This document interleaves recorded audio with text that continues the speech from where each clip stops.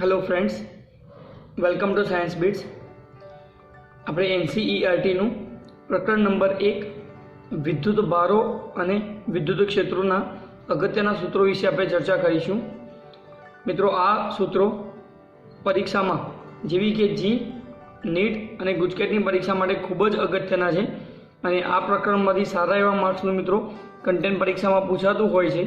તો આપણે શાંતિથી આ સૂત્રોને એકવાર નોટ ડાઉન કરી લેશો.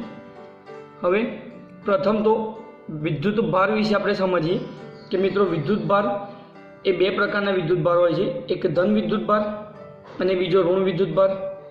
બે ધન વિદ્યુત ભારો વચ્ચે અને બે ઋણ વિદ્યુત ભારો વચ્ચે અપાકર્ષી બળ લાગે છે, એટલે કે બંને વચ્ચે અપાકર્ષણ થાય છે. જ્યારે એક ધન અને એક ઋણ હોય તો બંને વચ્ચે આકર્ષિત બળ લાગે છે. હવે વિદ્યુત ભારનો એકમ મિત્રો આપણે જોઈએ તો વિદ્યુત ભારનો એકમ થશે કુલંબ, એનું પરિમાણ થશે Q1 અથવા તો આપણે લખી શકીએ કે A1 ઇન્ટુ T1. મિત્રો, આ જે પરિમાણ છે એ Q બરાબર I ઇન્ટુ T પરથી આપણે લખેલું છે. મિત્રો, અહીં આઈનું પરિમાણ એમ્પિયર થશે અને ટી એટલે કે સમયનું પરિમાણ કેપિટલ ટી થશે. જોઈએ બીજી વસ્તુ મિત્રો, પ્રોટોન પરના વિદ્યુત ભારને આપણે E+ તરીકે અથવા તો +E તરીકે આપણે જાણીએ છીએ મિત્રો, જેનું મૂલ્ય 1.6 × 10⁻19 કુલમ જેટલું હોય છે. તે જ રીતે ઇલેક્ટ્રોનને આપણે E- અથવા તો -E તરીકે ઓળખીએ છીએ, જેના પરના વિદ્યુત ભારનું મૂલ્ય ઋણ એટલે કે -1.6 × 10⁻19 કુલમ જેટલું હોય છે. મિત્રો, આપણે આગળ બીજો એક ટોપિક ડિસ્કસ કરીએ કે વિદ્યુત ભારનું ક્વોન્ટમીકરણ. વિદ્યુત ભારનું ક્વોન્ટમીકરણ મિત્રો આપણે ભણી ગયા કે વ્યવહારમાં રહેલો કુલ વિદ્યુત ભાર એ મૂળભૂત વિદ્યુત ભારના પૂર્ણ ગુણાંકમાં હોય, એટલે કે કેપિટલ Q બરાબર N ઇન્ટુ E થાય છે મિત્રો, જ્યાં N એ પૂર્ણાંક સંખ્યાઓ છે. મિત્રો, એ પૂર્ણાંક સંખ્યા ધન પણ હોઈ શકે અથવા તો ઋણ પણ હોઈ શકે, અને E એ મૂળભૂત વિદ્યુત ભાર અથવા તો વિદ્યુત ભારનો પ્રાથમિક એકમ છે, જેની કિંમત આપણને ખબર છે કે 1.6 × 10⁻19 કુલમ જેટલી હોય છે. હવે આપણને ખબર છે કે મિત્રો પ્રોટોન અને ન્યુટ્રોન એ ક્વાર્ક્સ નામના પદાર્થના બનેલા છે. ક્વાર્ક્સ બે પ્રકારના હોય છે, એક અપ ક્વાર્ક્સ અને બીજો ડાઉન ક્વાર્ક્સ. અપ ક્વાર્ક્સને U વડે પણ દર્શાવી શકાય છે અને ડાઉન ક્વાર્ક્સને સ્મોલ d તરીકે દર્શાવી શકાય છે. અપ ક્વાર્ક્સનું મૂલ્ય +2/3 ઇન્ટુ E જેટલું હોય છે, જ્યારે ડાઉન ક્વાર્ક્સનું મૂલ્ય -1/3 × E જેટલું હોય છે.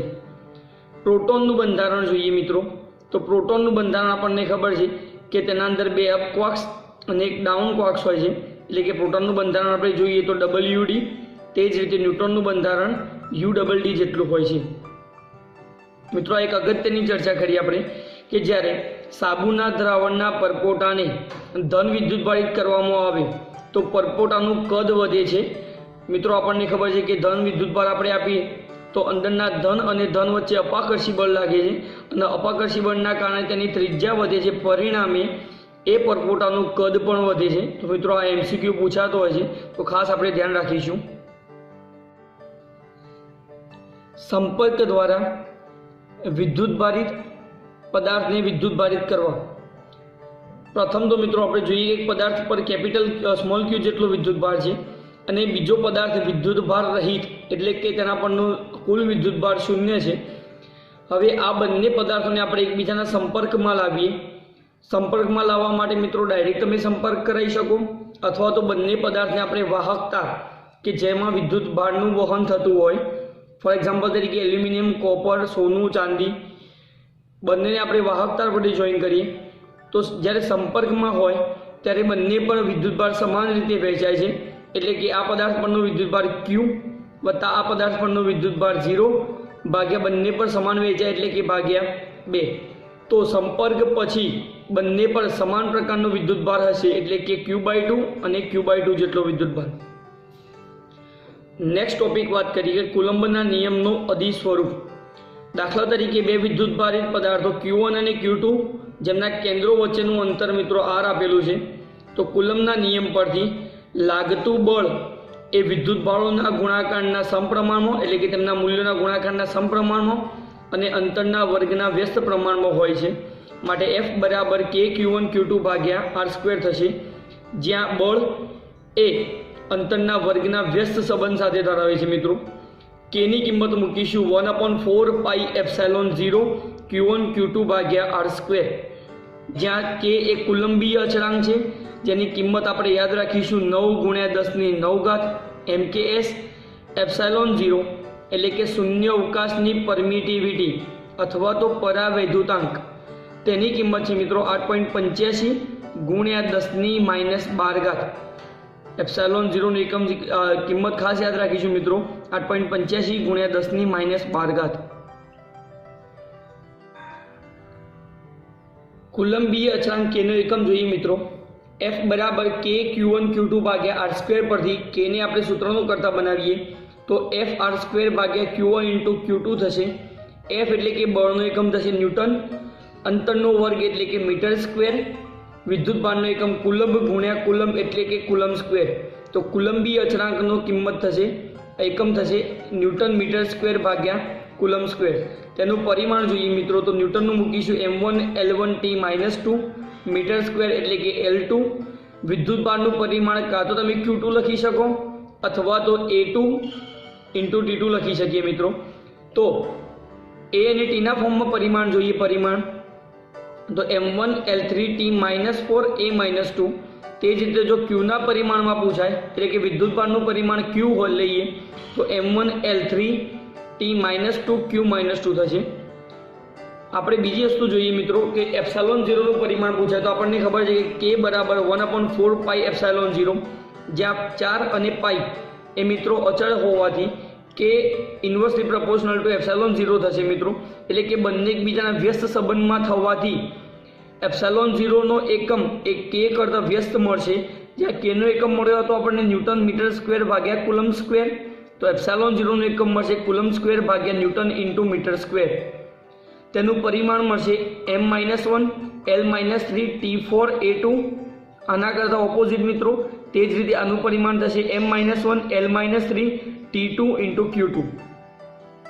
આગળ મિત્રો એક આપણે ટોપિક જોઈએ કે જ્યારે બળની આપણે ચર્ચા કરતા હોઈએ ત્યારે શૂન્યાવકાશમાં લાગતું બળ F શૂન્યાવકાશ અથવા તો હવાના માધ્યમમાં 1/4πε0 Q1 Q2 ભાગ્યા r². તે જ રીતે જો માધ્યમની વાત કરીએ તો 1/4πε0 ની જગ્યાએ આપણે લખીશું 1/4πε, જ્યાં એપ્સાલોનને કહેવાય છે મિત્રો માધ્યમની પરમિટિવિટી. આપણે બંનેનો ગુણોત્તર લઈએ એટલે કે માધ્યમમાં લાગતું બળ ભાગ્યા શૂન્યાવકાશમાં લાગતું બળ, તો તેનો ગુણોત્તર મિત્રો આવશે ε0 ભાગ્યા એપ્સાલોન. તો આ ફોર્મ્યુલા પરથી આપણે એક માસ્ટર ફોર્મ્યુલા યાદ રાખીશું કે સાપેક્ષ પરમિટિવિટી ε0 બરાબર એપ્સાલોન ભાગ્યા ε0 બરાબર કેપિટલ K, જેને કહેવાય છે માધ્યમનો ડાઇલેક્ટ્રિક અચળાંક, બરાબર F0 ભાગ્યા Fm એટલે કે શૂન્યાવકાશમાં લાગતું બળ ભાગ્યા માધ્યમમાં લાગતું બળ. મિત્રો ઘણા વખત આ MCQ પૂછાતા હોય છે કે શૂન્યાવકાશમાં લાગતું બળ આપણને આપેલું હોય, જ્યારે એ પદાર્થોને માધ્યમમાં લઈએ કે ડાઇલેક્ટ્રિક ધરાવતા માધ્યમમાં, તો માધ્યમમાં લાગતું બળ કેટલું, તો આપણે એ વખતે આપણે આ ફોર્મ્યુલા યુઝ કરીશું. કુલંબના નિયમનું સદિશ સ્વરૂપ. મિત્રો સેમ કુલંબના નિયમના અદિશ સ્વરૂપ જેવું જ છે, પરંતુ સદિશ સ્વરૂપમાં થોડુંક ચેન્જીસ કે આપણે આને સદિશ વડે દર્શાવીશું. સદિશ વડે દર્શાવીએ તો આ જગ્યાએ મિત્રો આપણે એકમ સદિશ મૂકવો પડે, કારણ કે વિદ્યુતભાર, અચળાંક અને અંતર એ બધી અદિશ રાશિ છે. હવે આપણે જોઈએ કે F12 Q1 વિદ્યુતભાર પર Q2 વિદ્યુતભાર બળ લગાડતો હોય, એટલે કે Q1 પર Q2 વડે બળ લાગતું હોય, તો F12 બરાબર K Q1 Q2 ભાગ્યા R12 નો સ્ક્વેર, R12 એકમ સદિશ, જ્યાં R12 એટલે કે R1 માઇનસ R2. મિત્રો કિંમત મૂકીએ તો પરિણામી કુલંબના નિયમના સદિશ સ્વરૂપનું બળનું સૂત્ર થશે K Q1 Q2 છેદમાં R1 માઇનસ R2 નો ક્યુબ સદિશ R1 માઇનસ સદિશ R2. હવે મિત્રો ચેપ્ટરના એક બીજા ભાગમાં આપણે ડિસ્કશન કરીએ કે વિદ્યુત ક્ષેત્ર. જ્યારે કોઈ નિયમિત વિદ્યુત ક્ષેત્રમાં કોઈ Q જેટલો વિદ્યુતભાર એટલે કે ધન વિદ્યુતભારને મૂકવામાં આવે તો આપણને ખબર છે કે વિદ્યુતભાર ધન છે, તેનું આકર્ષણ એ ઋણ તરફ થશે, એટલે આ દિશામાં તેના પર આકર્ષી બળ લાગશે અને એ બળ F વડે દર્શાવીએ તો વિદ્યુત ક્ષેત્રમાં એકમ વિદ્યુતભાર પર લાગતા બળને તે વિદ્યુત ક્ષેત્ર E તરીકે દર્શાવીએ છીએ. તેને F બરાબર QE સૂત્ર તરીકે યાદ રાખીશું. વિદ્યુત ક્ષેત્રનો એકમ થશે બળનો એકમ ન્યૂટન અને વિદ્યુતભારનો એકમ થશે કુલમ. તે જ રીતે આપણે બીજા ચેપ્ટરમાં ભણી ગયા કે V બરાબર E ઇન્ટુ D, તો E નો બીજો એકમ થશે વોલ્ટ ભાગ્યા મીટર. બળનો એકમ લખીશું પરિમાણ લખીએ M1 L1 T-2, કુલમનું લખીશું A1 T1. તો વિદ્યુત ક્ષેત્રનું પરિમાણ થશે M1 L1 T-3 A-1. અહીં વિદ્યુત ક્ષેત્રની દિશા મિત્રો ખાસ યાદ રાખીશું કે વિદ્યુત ક્ષેત્ર એ ધન વિદ્યુતભારથી ઋણ વિદ્યુતભાર તરફની દિશામાં હોય છે. ફરીથી વિદ્યુત ક્ષેત્રની દિશા એ ધન વિદ્યુતભારથી ઋણ વિદ્યુતભાર તરફની દિશામાં હોય છે. બિંદુવત વિદ્યુતભારનું વિદ્યુત ક્ષેત્ર. બિંદુવત વિદ્યુતભારના વિદ્યુત ક્ષેત્રનું સૂત્ર E બરાબર KQ ભાગ્યા R² છે. એટલે કે બિંદુવત વિદ્યુતભારનું વિદ્યુત ક્ષેત્ર એ અંતરના વર્ગ સાથે વ્યસ્ત સંબંધ ધરાવે છે. અહીં K બરાબર 1/4πε0 મૂકતા વિદ્યુત ક્ષેત્રનું સૂત્ર છે E બરાબર 1/4πε0 Q ભાગ્યા R². બીજી એક અગત્યની ચર્ચા કરીએ મિત્રો કે વિદ્યુત ડાયપોલ મોમેન્ટ, એટલે કે વિદ્યુત ડાયપોલની આપણે વ્યાખ્યા ભણી ગયા હતા કે બે વિદ્યુતભારો સમાન મૂલ્યના હોય, વિજાતીય વિદ્યુતભારો હોય અને કેન્દ્રથી સરખા અંતરે હોય તો આવી રચનાને અથવા તો આવા તંત્રને વિદ્યુત ડાયપોલ તરીકે ઓળખીએ છીએ મિત્રો. તો વિદ્યુત ડાયપોલનું સૂત્ર આપણને ખબર છે કે P બરાબર બંને વિદ્યુતભારો વચ્ચેનું કુલ અંતર 2a, બંનેમાંથી એકનું મૂલ્ય, મિત્રો અહીં બંનેનું મૂલ્ય સમાન છે એટલે તમે કોઈપણનું મૂલ્ય લઈ શકો છો, એટલે કે Q. તો ડાયપોલ મોમેન્ટનું સૂત્ર થશે P બરાબર 2a ઇન્ટુ Q, જ્યાં 2a એટલે અંતરનો એકમ થશે મીટર અને વિદ્યુતભારનો એકમ થશે કુલમ. અહીં વિદ્યુત ડાયપોલ મોમેન્ટ એ સદિશ રાશિ છે મિત્રો. વિદ્યુત ડાયપોલ મોમેન્ટ, ડાય એટલે દ્વિ અને પોલ એટલે કે ધ્રુવી. ડાયપોલ મોમેન્ટને દ્વિધ્રુવી ચાક માત્રા તરીકે લખવામાં આવે છે. પરિમાણ લખીએ મિત્રો, મીટરનું L1 થશે, કુલમનું થશે A1 T1, તો તેનું પરિમાણ થશે M0 L1 T1 into A1. Dipole moment P ની દિશા એ ઋણ ધ્રુવથી ધન ધ્રુવ તરફ હોય છે, એટલે કે ઋણ વિદ્યુતભારથી ધન વિદ્યુતભાર તરફની દિશામાં હોય છે. આગળ જોઈએ મિત્રો ડાયપોલ મોમેન્ટ માટે પોઈન્ટ ડાયપોલ એટલે કે બિંદુ ડાયપોલ. P બરાબર 2a ઇન્ટુ Qમાં જો લિમિટ 2a ટેન્ડ્સ ટુ 0 લઈએ તો એવા કિસ્સામાં વિદ્યુતભાર એ અનંત મળશે અને આવા કિસ્સામાં જે ડાયપોલ મળે એ આપણને બિંદુ ડાયપોલ તરીકે આપણે ઓળખીશું. ડાયપોલના અગત્યના સૂત્રો મિત્રો, ડાયપોલની અક્ષ પરનું વિદ્યુત ક્ષેત્ર અને ડાયપોલની વિષુવરેખા પરનું વિદ્યુત ક્ષેત્ર. ડાયપોલની અક્ષ પરનું વિદ્યુત ક્ષેત્ર જોઈએ મિત્રો તો E બરાબર 2kp/r³, જ્યાં વિષુવરેખાનું સૂત્ર -kp ભાગ્યા r³ થશે, જ્યાં k એટલે કે 1/4πε0, P એટલે કે dipole moment 2a into Q તરીકે લખીશું.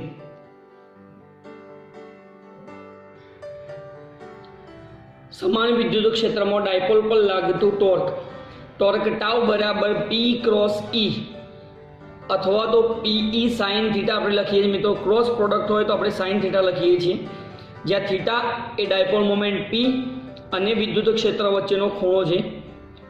ડાયપોલના મિત્રો 3 કેસ જોઈએ કે જ્યારે ડાયપોલ થીટા બરાબર 0 ડિગ્રી હોય તો તેના પર લાગતું ટોર્ક 0 હોય, જેને ન્યૂનતમ ટોર્ક વડે દર્શાવી શકાય છે. થીટા બરાબર 90 ડિગ્રી એટલે કે આવા કિસ્સામાં લાગતું ટોર્ક ટાઉ બરાબર PE જેટલું હોય છે, જે ટોર્કનું મહત્તમ મૂલ્ય હોય છે. અને જો ડાયપોલ કોઈક થીટા જેટલા ખૂણે ગોઠવાયેલો હોય તો મિત્રો આપણને સૂત્ર ખબર છે કે ટાઉ બરાબર PE sin θ જેટલું આપણે ટોર્ક લખી શકીએ છીએ. વિદ્યુતભારનું વિતરણ મિત્રો, વિદ્યુતભારનું 3 પ્રકારનું વિતરણ હોય છે: રેખીય વિતરણ, પૃષ્ઠ વિતરણ અને કદ વિતરણ.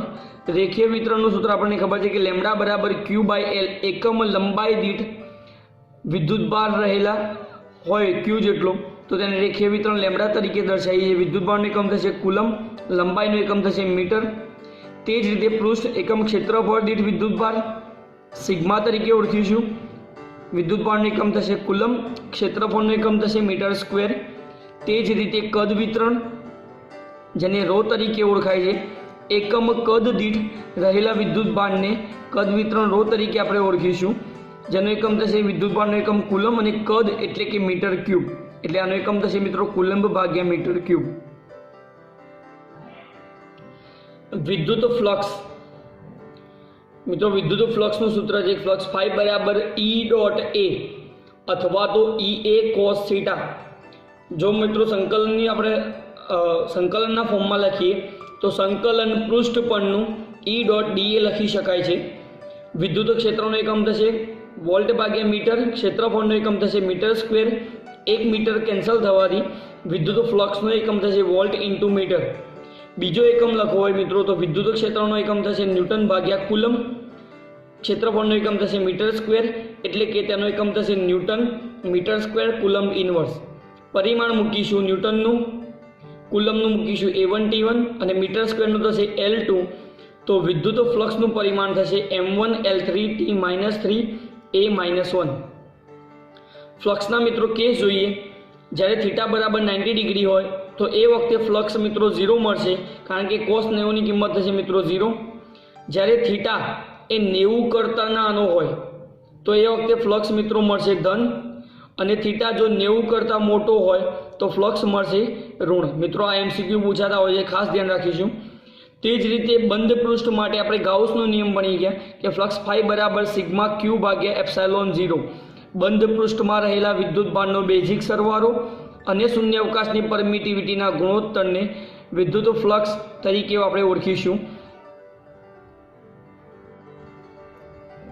ગાઉસના નિયમની 4 ઉપયોગિતા મિત્રો આપણે ભણીએ. અનંત લંબાઈનો તાર, અનંત લંબાઈનું પૃષ્ઠ, ગોળીય કવચ એટલે કે પોલો ગોળો અને નક્કર ગોળો. મિત્રો આ અગત્યના સૂત્રો ખાસ આપણે યાદ રાખીશું કે અનંત લંબાઈના તાર માટે આપણે સૂત્ર જોઈએ મિત્રો. તો અનંત લંબાઈના તાર માટે વિદ્યુત ક્ષેત્ર E બરાબર લેમ્ડા ભાગ્યા 2 પાઈ એપ્સાયલોન 0 1/r તરીકે લખાય છે, એટલે કે વિદ્યુત ક્ષેત્ર અંતર સાથે વ્યસ્ત સંબંધ ધરાવે છે. આપણે મિત્રો એક આપણે ગુણાકાર મોડિફાઈડ કરીએ ઇક્વેશનને, 2 વડે ગુણી અને 2 વડે ભાગીએ. તો આપણે 2 વડે ગુણીએ એટલે કે 2 લેમ્ડા, છેદમાં આપણે 2 વડે ગુણીશું એટલે કે 4 પાઈ એપ્સાયલોન 0 ઇન્ટુ 1/r થશે, જ્યાં 1/4 પાઈ એપ્સાયલોન 0 એટલે કે આપણે k વડે લખી શકીએ છીએ. તો વિદ્યુત ક્ષેત્રનું સૂત્ર બીજું ઇક્વેશન થશે 2k લેમ્ડા ભાગ્યા r, જ્યાં લેમ્ડા એ એકમ લંબાઈ દીઠ રહેલો વિદ્યુત ભાર છે મિત્રો.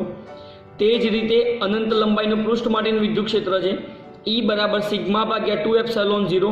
અહીં મિત્રો અંતર સાથે વિદ્યુત ક્ષેત્ર કોઈ સંબંધ ધરાવતો નથી, એટલે કે વિદ્યુત ક્ષેત્રની તીવ્રતા એ સમતલથી અંતર પર આધારિત નથી, જ્યાં સિગ્મા એ એકમ ક્ષેત્રફળ દીઠ અથવા તો પૃષ્ઠ ક્ષેત્રફળ દીઠ રહેલો વિદ્યુત ભાર છે.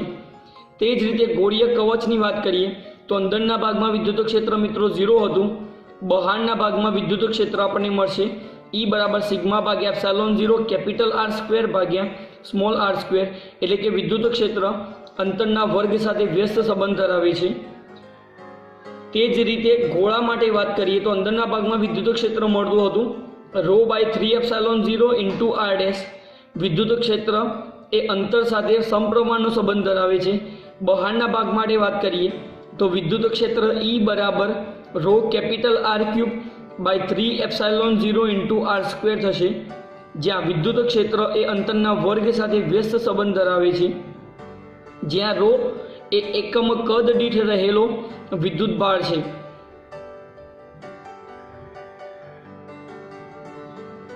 મિત્રો આ એક અગત્યનો ટોપિક છે કે સમઘનના અમુક બિંદુઓ પાસે કોઈ વિદ્યુત ભાર મૂકવામાં આવે તો તેના અંદરથી ફ્લક્સ કેટલું બહાર નીકળશે, એટલે કે કુલ ફ્લક્સ અથવા તો એક બાજુમાંથી નીકળતું ફ્લક્સ મિત્રો પૂછાય છે.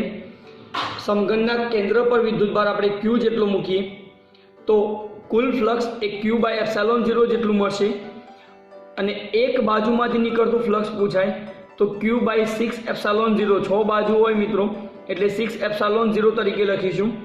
જો વિદ્યુત ભારને બાજુઓના કેન્દ્રમાં મૂકવામાં આવે તો કુલ ફ્લક્સ મળશે Q બાય 2 એપ્સાયલોન 0, અને એક બાજુમાંથી નીકળતું ફ્લક્સ મળશે Q બાય 10 એપ્સાયલોન 0.